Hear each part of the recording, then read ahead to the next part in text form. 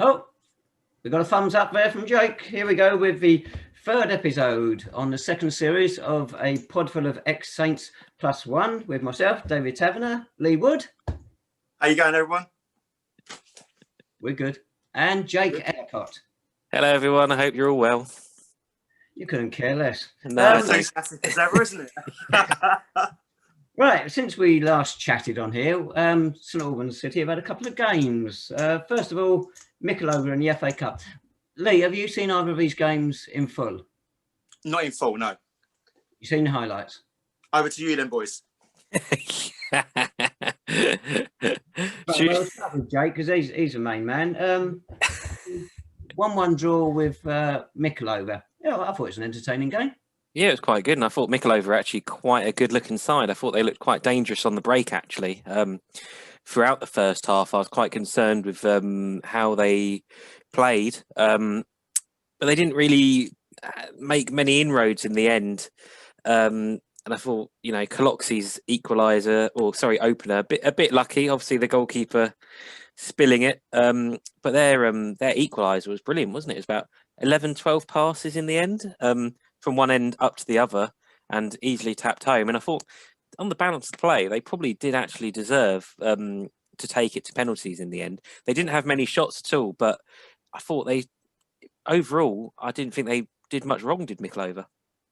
I thought their football was terrific because they played a passing game at speed, not just tip-tapping around like a lot of the stuff nowadays. They went at speed.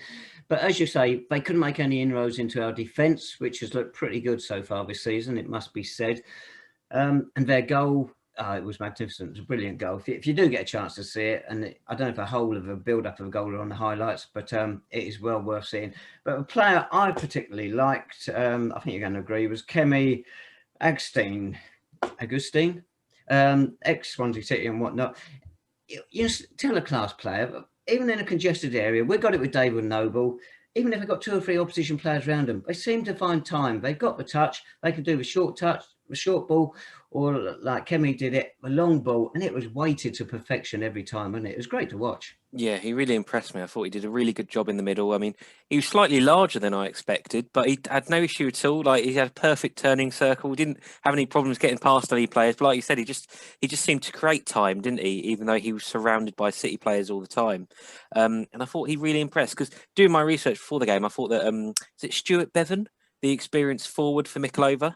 That played down Park for Weymouth in 2007. Yes, I thought he was going to be the real danger man on the day, but it proved to be Kemi, actually, and of course it went to penalties, and Kemi and Stuart both missed those in theirs in the end, didn't they? Lee, what are you going to say? So what I was just going to sort of say, you said he's larger than what you thought. Are we sort of talking Nathan Orpini large, or are we talking Ben Martin large, or? But also, it makes it sound as though my prediction of a 4-0 win, slightly sort of, you know, not quite on the mark. No, it wasn't quite. But yeah, I thought, you know, Mickleover would be tough, and in the end, they proved to be. And I thought maybe I'm being a bit harsh to Kemi when I'm talking about his size. Hey, mate, don't throw stones. You live in glass houses, my friend. Exactly. Can I say something then? Yeah, go on then, Dave. Yeah, you're right. Kemi's penalty, of the 10 that were taken, that was the worst. Stuart Bevan took their final penalty and missed as well. They're 2 most experienced players. So some sympathy for them that they're out. But it's good for us, obviously. We'll come on to the next round in a minute. And that means so far we picked up a welcome £9,000 with no gates. That's, most welcome. Oh, I think every club at this level is going to be hoping they can get as far as they can in the Cup. And obviously this season, quite a few have already been knocked out. So I think the Saints will be delighted to get through. And obviously there's a big pot of cash available if they win the next one. So hopefully it goes our way. Right, we can. I didn't start a stopwatch. Should we start again? No, we can't. We'll move on to yesterday's game. This was recorded on Sunday. The 3-2 win over Ebbsfleet United. I believe you were at Harpenden Town at the time this was going on, Lee. Yeah, there's no substitute for real proper football, is there? So I would have loved to have watched the City game, but I just need that live football engagement at the minute. And another good win for Harpenden. When I was there a few weeks ago, enjoyed it. And I spoke to Tim Petty after the game. He enjoyed it yesterday at Harpenden. Yeah, I mean, I counted at least 12 or 13 different Saints supporters there. It's a decent crowd as well, well over 150. So and they made a cracking start to the season, much like City. So yeah, it's all good. I guess you were following us on the tweet. What did you make? Absolutely, of course. A much improved Twitter feed, I have to say. What, since we got rid of Jake? That's it, mate. Spot on. There we go. There we go. Yeah, it didn't take long. Come back to you then. Yesterday, similar to Tuesday in some respects, very few goal chances, although there's a flurry at the end and 1 or 2 in between. But it's a decent game to watch. Yeah, it was quite entertaining, actually. I mean, when we were 2-0 down inside 27 minutes, I thought, this is not going to be a good afternoon, because the way that Ebbsfleet, they weren't totally dominating the game, but they just looked assured, they looked accomplished, and you couldn't see City getting away back into it. And then all of a sudden, Mitchell Weiss pops up out of nowhere, and then 3 minutes later, unbelievably, it was. I didn't see that coming at all. But then the first 5 shots on target were the first 5 goals, weren't they, by my count? By your counts, probably, yeah. I don't know what the truth is. But, our second goal, Jeffers' first of the afternoon. What a through ball by Zane Banton. I only realised it when I watched the game again last night. What a pass. It was brilliant. Just totally split the Ebbsfleet defence apart. And I mean, I know I think I've seen you mention it in one of your little messages earlier today on your email, the tactical switch after Ebbsfleet's second goal. And on the far side, I was obviously up in the gantry. And so Tom Bender came across, passed a message to several City players. One of the Ebbsfleet men, I think their left back, Bobby Joe Taylor, said straight away, they're going man-to-man, boys. Don't worry, we've got this. They're going man-to-man. We're fine. And then, 15, 20 minutes later, wasn't really fine, was it, Bobby? Well done, Bobby. It was entertaining, and it's just sort of it's been quite a strange start to the season, isn't it? I mean, decent games, a lot more entertaining, I feel, than last campaign. Obviously, it helps when you're picking up points, but generally the football seems a little bit better. And obviously, I don't know if that's to do with crowds or whatever, or just footballers sort of enjoying themselves. Well, Clarence Park, sorry. Sorry, you go first. I was just going to sort of say, do you think that our great start has been put down to the sort of longer pre-season period that we've had? You know, we've had that sort of longer period to mould a team together, for the sort of team to collaborate. It just seems as though they've hit the ground running. And one person that I've seen from the highlights that especially has impressed me is Mitchell Weiss. Especially against Hampton, the game that I saw, really sort of attacking his threat was always there. And he's that perfect balance now between him and obviously Zane as well. We obviously know his pedigree from scoring for Hemel against us, but it can't be that easy coming into a side, hitting the ground running straight away and making that amount of an impact. He had a good game again yesterday as well. And another one who started quite well is Zane Banton, already 3 assists. Yeah, I think it is something to do with pre-season, actually. Obviously, Saints started their pre-season preparation quite early compared to a number of other teams in the division. I think Ian Allenson got the squad in early because he was still planning for a September start at the time. And it seems to be working. Obviously, the Saints played 8-9 games in the summer, went unbeaten. And I know we were questioning whether that unbeaten run over the summer would really turn into results in the league campaign and in the cup. But like Ian has said, I think in his post-match interviews, positivity has been bred around the squad, and it seems to be working at the moment. And I mean, last season, when did we? I think Dave, when was the last time we came back from 2-0 down at home? In a league game and won, March 2012 against Oxford City. I mean, that's unbelievable, isn't it? And it just shows. shows. That's good knowledge, Taz. That's brilliant knowledge, mate. Blimey. Oh yeah, I hadn't looked that up at all, had I? A few away. Well, since then, you probably remember Chelmsford, of course. Yes, of course. A couple of years ago, Ralston Gabriel. Where is he now? Who? Yeah. What about Ebbsfleet? A brand new side. As you say, for half now, they look good. Their manager, I think you quoted in the NLP today, saying they run out of steam, which just shouldn't happen, should it? And he's probably right. Yeah, I mean, spoke to him for about a minute and a half after the game, very quickly, just for the NLP, and you could tell how downbeat he was. I think he was really shocked by what his side had done after half an hour. They're absolutely cruising. You know, he had no complaints. And we must mention as well, their second goal was brilliant as well. Lovely flick on towards Reece Grant. But actually, I mean, I know they're a totally new side, but they've got a lot of players that have got a lot of National League and National League South experience. And that's why I'm so surprised how they just chucked it away. Yeah, I just didn't see that coming at all. Well, the one thing that I have to sort of say, sorry, Tabs. No, again, sorry, mate. I was just going to sort of say, you have to look at the calibre of teams that we're beating now. You know, Ebbsfleet, yes, they are a new side, but they've got some experience there. They've got players who should know how to see games like that out. And yesterday, I think we just seemed to be taking from the Twitter feed the stronger, quicker side in the second half. But if you look at the teams we're now beating, this time last year, we lose those sort of games. And it's got to give us a sense of belief and a certain character now that we've got to go forward and really sort of crack on. Yes, stamina a problem for Ebbsfleet because they lost on penalties in the FA Cup during the week, 9-8. Who would have thought a team managed by a German would lose on penalties? God. Deary me. While we're dealing with our games, we might as well move on to next Saturday. Bishop Stortford away, FA Cup. But they are 9 games unbeaten in the league, 6 of them this season. Obviously, already got through 2 rounds of the FA Cup. They're having a great run. Steve Smith's side. It's a good draw for us. 3rd successive draw against lower league opposition. But this looks like being the toughest of the 3, and we know how tough the last one was. Yeah, it does, absolutely. It's going to be a really tough test for the Saints. I think Ian Allenton is very happy that he's sort of got a free midweek this week, that he can actually work on some tactics with the squad and give them a bit of rest, because I think he knows it's going to be tough. And of course, Bishop Stortford will have a proud home support behind them with a few neutrals dotted in there as well, I'm sure.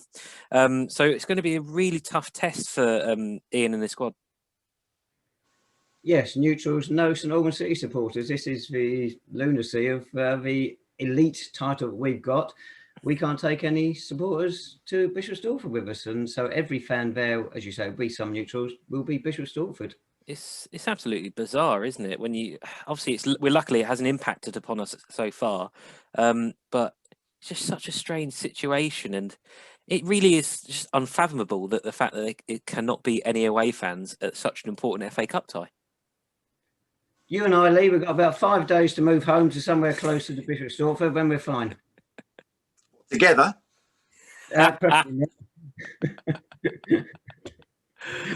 Oh dear.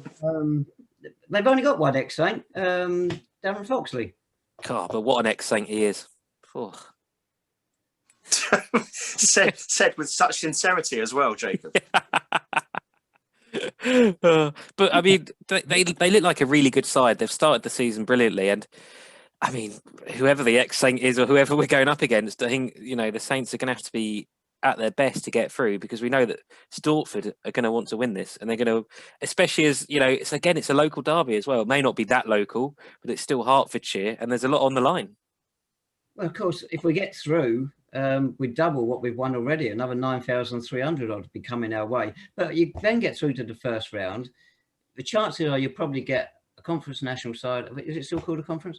Or a football league side, and there won't be a soul in the ground. FA Cup first round, disaster. Yeah, absolutely crazy, isn't it? And there's no barely any money to be made from the match day itself, which is such a huge pool for National League South clubs and below. So it just doesn't it doesn't feel right this season, does it? Especially the FA Cup, the magic of the FA Cup. Every other season that we've reached the 4th qualifying round, the week that's led up to it has been exciting. There's been drama. I mean, I always remember Chatham Town away, 2013 now I think it was, and I remember the week up to that was just so exciting. But this week it's just, I mean, what is there to be looking forward to, really, in terms of a fan view anyway? Magic of the FA Cup. We'll be standing at Rothamsted Park while City are battling out for the cup. Right, Henry? I hear Rothamsted is lovely. It's not as pretty as Clarence Park at the moment. Oh, it looked great yesterday, didn't it? The trees, autumnal colours. Yeah, the football's pretty good as well. So. Oh, right, that's good. That helps. The team sheet yesterday, we got one, only 5 errors on the player's name. That's not bad. Of course, Originally, when the friendly started, they weren't allowed to give out team sheets, were they? Now they can, but you still can't do programs. So we've gone digital. We touched on this on the podcast last year, Lee. Is that where it's going to go generally anyway, do you think? I think for the minute, I think it makes sense, although some clubs are still doing printed programs. They've got subscriptions. Fans always like a printed program. It's the one thing that I've found this year is that clubs who actually care about the program make it work. You soon figure out the lazy clubs who are not that interested anymore. If it's done well and it's done properly, a program, printed or digital, can still make your club a hell of a lot of money. So I think City doing a digital one makes sense for now. But again, I think they've got to go printed somewhere along the line once fans come back in, because the advertisers and the sponsors, they've paid X amount into the club thinking they're going to get a printed program. So it's, some clubs like it, some clubs don't. It's just their own taste. Well, if you go digital, you've got a chance of getting a far wider audience, because all the away fans who don't come to the game, they can then pick it up online, and just neutrals who don't go to a game, who are just interested, might want to see it. Oh, look, so-and-so's playing in that game. I'll get the program. I'm not against the digital ones going free of charge, because the setup cost must be next to nothing. You'd know better than me. And also it's better for sponsors as well, because you're getting to such a wider audience. I won't say what I've heard about what's in the content of it. So free of charge might be about right, but you can put so much more in it at little effort, because you can put repetitive stuff in there. Yeah. But the sponsors will get just better coverage. Absolutely, but also because of there's no print deadlines as such, you can leave it a bit later to get more relevant content in there prior to the match day. And as you sort of say, you can have interactive links going into your feed and your YouTube channels and your match photos, etc. You can all make it interactive, and supporters can really get on board with that. But also sponsors, as you say, Tavs, they can have updated adverts, links and videos incorporated into their video. So the program can be beneficial. I think charging for an online program is not the way forward at the minute. I mean, I know the club has to make money, but again, you've got to give another platform of advertising to promote the club to everyone. Just get your program and get your club out there into the World Wide Web, and you will be some benefits to that. Any thoughts, Jake? I think digital programs are very much a new world for a lot of clubs, aren't they, this season? They've sort of been forced into it. And I think there's definitely a lot of room for development, like Lee said, with links and click-throughs, etc. And I think a lot of sides and clubs will make the most of that. And I think it'll prove to be quite, beneficial for a lot of clubs, over the next couple of months as they get used to the technology. Lee there mentioned that some clubs are still doing printed copies. Of course, Kings Lynn started the season and theirs was, I think, £15 a copy, just as it was a sort of a souvenir edition. But the replies I read on Twitter didn't seem to go down particularly well. So it's a tough balancing act for clubs, I suppose, at the minute. We actually I actually spoke to the chairman because he was interested in us designing it and printing it, and he wanted a full-blown scratch and sniff cover and perfect bound and pull-outs and A4 size and all sorts. But cost £15 for a match day program is absolutely extortionate. Doesn't matter how well designed it is. We should of course mention that Lee owns Ember Designs, a brilliant design company for anyone interested. Oh, don't! That's shocking plug. I didn't even ask you to do that either. Fair play, mate. Fair play. I'll get you drunk more often. What clubs have you got on your books at the moment, Lee? Oh goodness me, I've got a fair few. I put in some more Scottish clubs at the minute. I'm doing Montrose, I'm doing Cowdenbeath, I've got Dagenham and Redbridge. I've just, fingers crossed, hopefully getting a deal done over the line for Wrexham as well.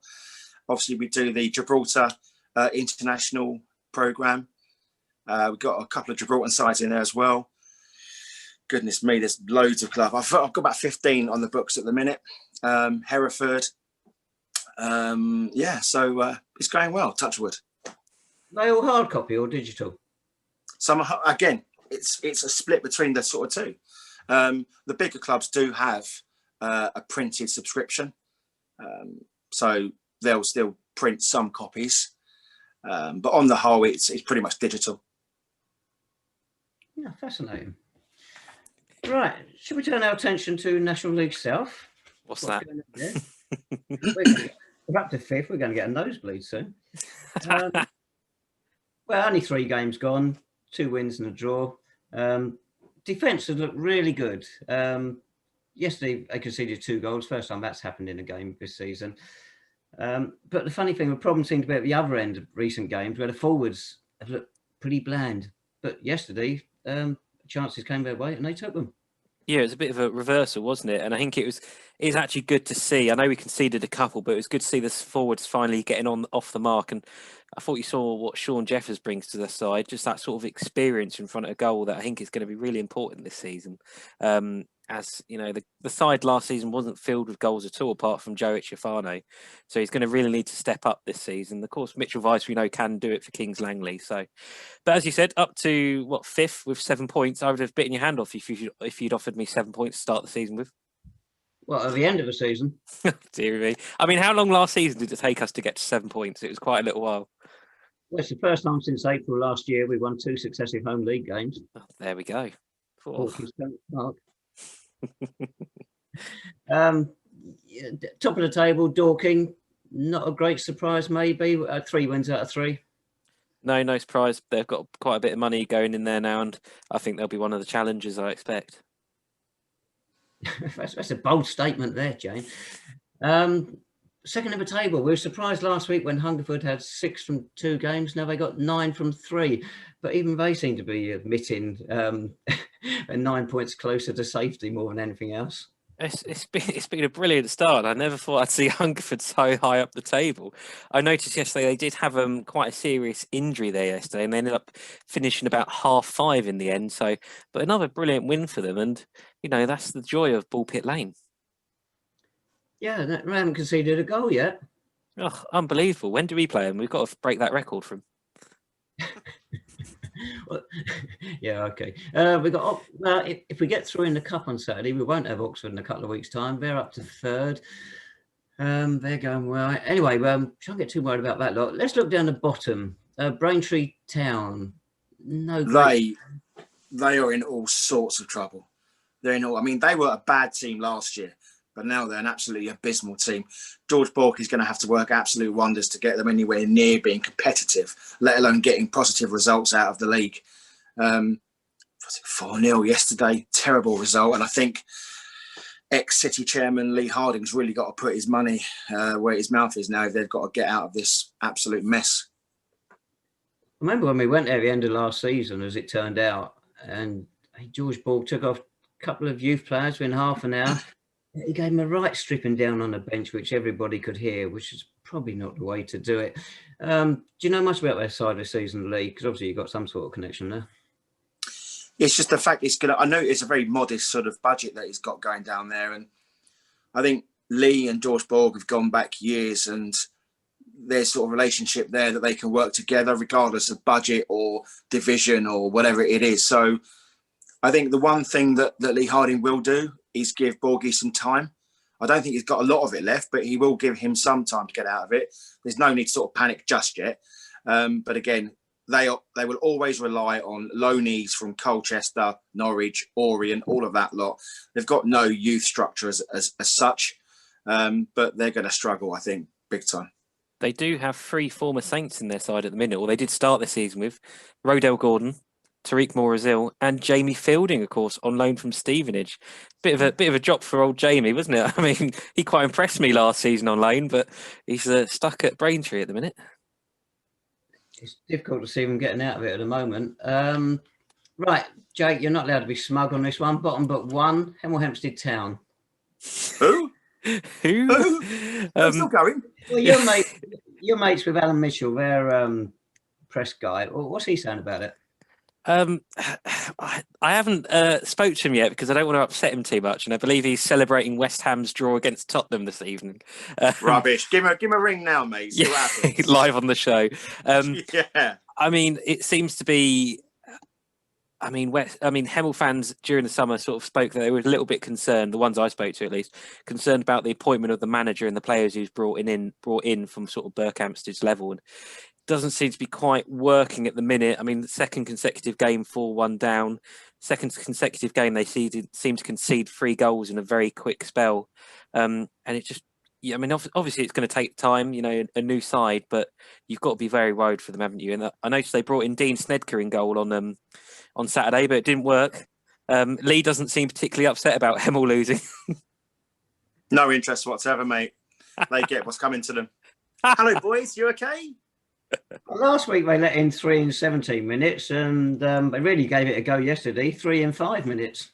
Wow, that is impressive. I mean, you've almost got to quite enjoy that, haven't you, if you're a Hemel fan? Really, yeah. I noticed that before the game, before the game, their Twitter account put a photo on there saying caption competition. It was 3 of their coaches stood still on the edge of the box. I mean, I wonder if that was what their defence was based upon yesterday as well. But speaking of their Twitter, didn't they have a very unfortunate tweet go out yesterday? A Freudian slip, shall we say? They did, yes. It was supposed to be an explosive shot, but instead it was... I did tweet that this sort of summed up Hemel's start to the new season. That didn't go down too well with Alan Mitchell, actually. So. Oh, goodness me. Brilliant. You'd imagine they'd get out of it in the end, but 2 successive 4-1s is not the way to go about it. And the other team with no points after 3 games, Billericay Town. Yeah. Changing fortunes for them from 12 months ago. Yeah. Jamie O'Hara seems to be coming under a bit of pressure now. Obviously, they were taken over last season in the end, weren't they, by a group of local businessmen who relayed the pitch with 3G, and they've got big aspirations there they spoke about. And you wonder how long O'Hara is going to get there until he's given the boot, because I don't think Billericay can particularly afford to be dragged into a relegation battle with the goals they've got at the moment. Of course, Hemel have got 3G as well now, so 2 of the bottom 3 have got 3G, so it doesn't look good long term for Havant and Oxford and Maidstone, does it? 3G is automatic relegation, is it? Yeah, it is not. Do you remember last week? Left you a little quiz about teams with 4 names. Yes, go on, Dave. Here we go.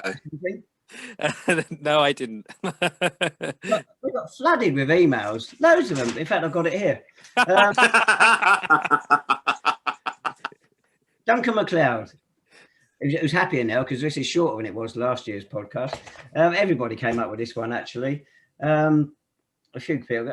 Cray Valley Paper Mills is their full name, and they're actually in the 4th qualifying round of the FA Cup. They got Maidenhead United next week, and it's good they're having a good run, because in the summer it looked like they might fold. Oh, brilliant. And it's a lovely name as well. Jake missed that Didn't one. get it, did he? He didn't get it. Oh, no. Right over his head. Where's someone to edit it? You're the editor, mate. Just off the A4. Oh, dear. Enough now. Enough. I think so, yes. Right, let's get on to this elite thing. We touched on it earlier. It means we can't have any fans at games. Bishop Stortford can next week. As talks, rather. Should I try it in English? As talk of elite football continuing, should we have national or local lockdowns? But is elite and is elite? Is elite Premiership, where they're getting tested all the time, their players and staff? Elite at our level, I can't imagine they ever get tested. How can the 2 go hand in hand? No, I mean, there's been a few games called off in the National League North and the National League over the last couple of weekends because of it. And it only seems to be because players and their family members are getting tested because they've got symptoms. There's no other testing going on, I believe, unless that maybe 1 or 2 of the large National League clubs that maybe have a deal in place. And it just seems impossible. You know, things don't look particularly great in terms of lockdowns and local lockdowns and the rise in cases at the moment.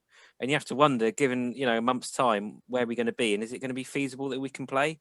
I mean, I've seen that in the north, there is the government advising that people do not travel between locations as well that are in lockdown. And is that particularly workable? I mean, I've seen that elite football can continue, so the National League North and South is fine. But in reality, is it? And it only seems a matter of time until we're impacted, whether it's opposition impacted or however else, that we're going to miss some games. And I don't. It's just farcical, really, isn't it? What do you make of it, Lee? I know that there have been discussions about how to progress at the next sort of stage, whether it's a case of they just let home fans in. Maybe they have a smaller capacity just to sort of try and break the cycle somehow. But you can't have one rule for one team and one rule for another just because their ground's bigger or their facilities are better. As you've both sort of said there, it is an absolute farce, but I don't see a way out of it just yet. I don't see it changing anytime soon. And I know that you said to me, Tavs, in the summer, you couldn't see a situation where we have fans at all, if not football at all. And I know that, I said, oh, that's just Tavs mucking around. But there could genuinely be a situation where we have no fans for the entire season if things continue nationally. Yeah, it seems unlikely to me to see any supporters in grounds until at least March. I mean, I know there's aims to get them in sooner, but just doesn't seem likely at all. And you just wonder where we're going to be by then. It's unbelievable. I note Ollie Bayliss tweeted this morning, who seems to be well connected with the National League, that the funding has finally been agreed and is going to be coming from the National Lottery, the £10 million. And not the DCMS sort of budget in a minute. So be interested to see what happens if more funding is required and where that's going to come from. So it's going to good causes, the lottery money. Absolutely. I mean, isn't St Albans City a good cause? Come on, guys. Always. There was another point on that until you kept going there, Jake, and I've lost it. Waffle on a bit more and I might get it back. I also noticed that, I think, was it the front page of the NLP today saying that North Western Counties League are discussing with their members whether they should continue playing. And obviously in the summer, a few weeks ago, we saw the National League North come together to oppose the National League's plan to start without fans and without funding. And you wonder if the situation deteriorates in the North and clubs feel unsafe to keep playing, will we see the National League North stop? It wouldn't be a surprise to me. You can see it coming, can't you? And also this week, the clubs are supposed to find out exactly what they're getting, aren't they? Which, as we mentioned last week, is when one or two disputes could arise.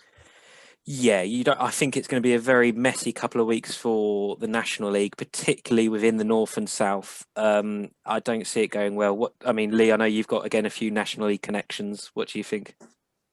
And the problem that you've got, mate, is because it's not coming from the government part, it's coming from an independent source. The government aren't going to be in a position to say, right, you're going to have X, you're going to have Y. There's going to be a whole, as you say, messy scenarios. Who's going to decide when one side is more wanting and needing than another side? I don't envy the powers that be who've got to make that sort of choice. Our FA Cup run needs to continue then. They're going to be the money. And of course, the National League board is mainly made up of National League Premier clubs, isn't it? The North and South barely have a membership on there. So, yeah, I think it's going to be a testing few weeks for the National League, the FA. Testing would solve it, Jake. You're quite right. Deary me. Yesterday, Jake, you doing a commentary on the match. Which I've got to say, you're not bad. Well, I wouldn't say you're good. Obviously, we can't say you're good, can we, Lee? Is that a compliment, Tavs? No, not to Jake, no. Oh, right. So you did that yesterday, Jake. You then at final whistle, you shot round to interview Ian. Then you had your NLP report to do. And, of course, we were a featured match, so you had to write a bit more than usual and also make it coherent. So you had a busy time, didn't you? I have indeed. I don't really get much rest on Saturdays at the moment, or really a lot of my evenings are spent doing St Albans City stuff now. So I seem to be very busy. Yeah, but it's all for the love of the team, I guess. Are you getting any feedback on the streaming, either live streaming or like some of us watch it again later in the evening when the thing bothers to work? Well, it seems to have actually improved quite a bit in the last couple of weeks. No real major issues. I went on the Ebbsfleet United forum yesterday. Most of them seemed to have no issues at all, which was good. So improvements, and it seems every club is slowly getting there now with their streaming. So hopefully it continues for everyone. I think Slough now come on board. A bit uncertain of their price before. They're now coming in at about £8. Why these clubs do £6.99, £7.99, I don't know, round it up. Dulwich Hamlet, free of charge. They are indeed, but I believe they've got a fundraiser even alongside, and I think they've already raised over £1,000 from it. Of course, Dulwich have got such fanatical support. Doesn't really surprise me, and I think that would be quite a good model for them. I mean, eventually clubs are going to be looking to make more money out of it, won't they, with advertising and everything, you would have thought. Yeah, I think some clubs are already looking at that, sort of the likes of Dartford and Dorking, etc. And I think that'll probably be quite prevalent across the division come a couple of months. You any plans to stream a game into your home sometime, Lee? Or Yeah, absolutely. Yeah, I will do. I will do. I just feel as though I did try the first one, but it didn't work for me at all. And after that, I've sort of let the whole bug sort of settle down, and I'm looking to sort of stream the next few, certainly, because I do miss the Saints. You know, I'm not an ally of convenience like Jake is now, so it's people like you and I have just got to sit in our dens and watch it on our iPads and stuff. So absolutely, I'll be looking forward to catching up with the full game soon. Isn't it mainly because you don't want your wife to hear my lovely tones in your house? Well, you have been drinking today. Hey, you're like a Sunday afternoon booze up, mate. But you got to calm yourself down there, mate. Mrs. Wood is besotted, so she's absolutely fine. Don't worry about her. Yeah, you didn't do the commentary for the Preston North End game today, did you? Because a mate of mine was watching it and he said he fell asleep twice. Oh, that's the 4th or 5th dig in this one. This is going quite well, isn't it, guys? Those we have known and loved. We've got a minute and a half left apparently of our Zoom. Did we want to do predictions? I just want to say in the background here, I have this season's shirt, which are you washing in there, Tabs? And we've now got an away shirt, I mean a grey one. And if anybody wants to buy that without the sponsor's name on it and with the coat of arms of a city on there rather than the current crest, which is like this if you haven't seen it yet. If you go onto the Saints message board, look for GHA, and he is taking orders for it. Or if not, you can email me if you've got my address. We must mention this is an independent Saints fans podcast. So Jake's getting called into the boardroom first thing tomorrow, fellas. Did we want to do our predictions in the 30 seconds we've got left? Go for it. City win. What's the score then, Lee? 4-0, like last week. Because that worked really, really well for me. Okay, Really? I will go 2-1 City against Stortford. Right, okay. You've both got a nice round 0 so far. Right, thanks everybody for watching or listening or whatever you've done today. We will be back the day after the Bishop's Stortford game with the next edition of A Podful of Saints. Thank you, Jake. Thank you, Lee. Cheers, mate. Take care. Goodbye, everyone.